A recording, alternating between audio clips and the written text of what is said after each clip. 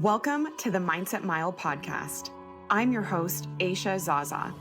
For the next 30 days, we're going to learn to build better habits in health, fitness, relationships, business, and overall well-being by making small mindset shifts that make a big difference.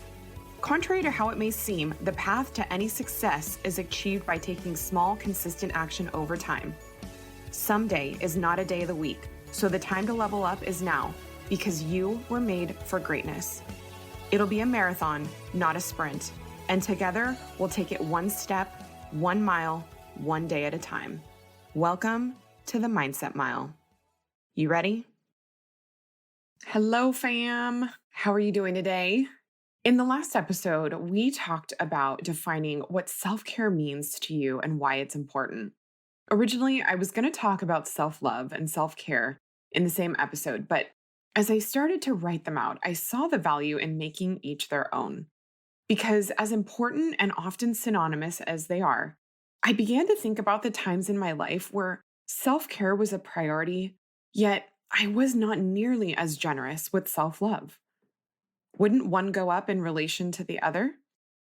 It can be confusing to feel like you're constantly working on yourself but don't feel happy. And here's why. Self-love is not a state of feeling good. It's about loving yourself unconditionally. It's a common thing to say or feel that even when we don't necessarily like our significant other, we still love them, right? Why is this so hard to do with ourselves then? What I've come to realize is that we need to let go of the expectation that if we work on ourselves enough, that it'll mean we won't struggle anymore. It's not about not struggling. It's about loving ourselves through the process regardless. Usually in seasons of struggle, our confidence wavers, doubt is more frequent, and negative self-talk is harder to interrupt.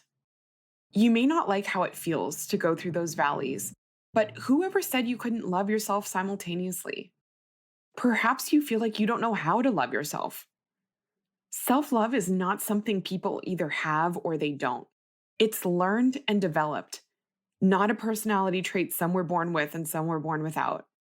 It's a lifelong journey, and it's something we all need to commit to and recommit to daily, sometimes hourly. So how do we all become self-loving ninjas? We've talked about the power of affirmations and writing down what you're grateful for.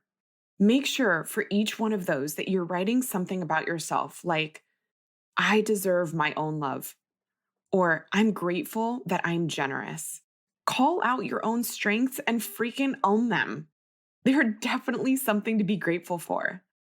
Now, this might sound self-sabotaging at first, but take a look at the things you don't like about yourself. Acknowledge those things as parts of yourself you will work on, but can you be indifferent about them during the process instead of hating or disliking them? It appears as though there are two boats when we talk and think about ourselves. There's the things we like and the things we don't. But if we're looking at this scale as having a right and left, can you bring the things on the left a little closer to middle? Just because you don't love something about yourself doesn't mean you need to hate it. It takes a lot of energy to hate. It's draining and it reinforces the very things we don't want. To feel sad, angry, not smart enough, not talented enough, not thin enough, unattractive, unworthy, or whatever feelings that keep you from believing that you are enough.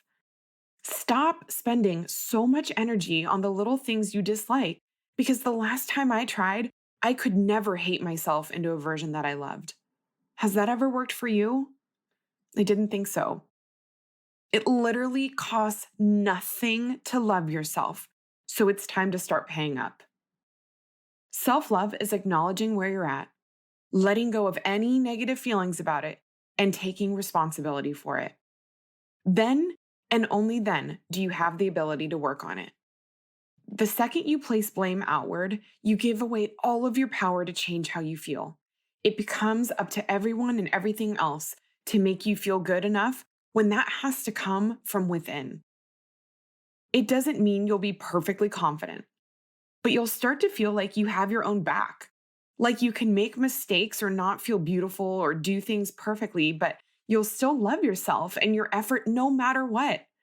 It's essential to honor and love your progress. Because if it's not about progress, then what is it all for? Nobody, and I mean nobody, is perfect. If you have an inner critic, then you also have an inner cheerleader, and both are rooting for you. One just wants to keep you small, and one wants to hype you up and slap you high fives.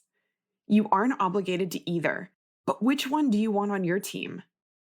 The journey to self love is ever evolving. You're not failing at it because you had a rough day.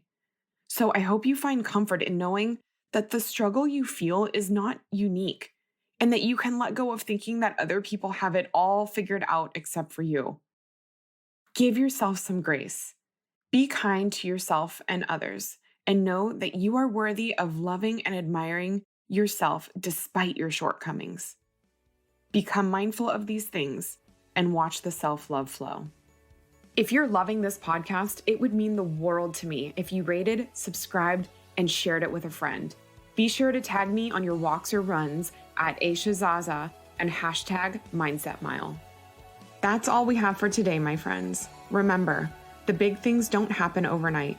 It's the small things done consistently that make the big things possible. You are capable and you are worthy. Make it a great day.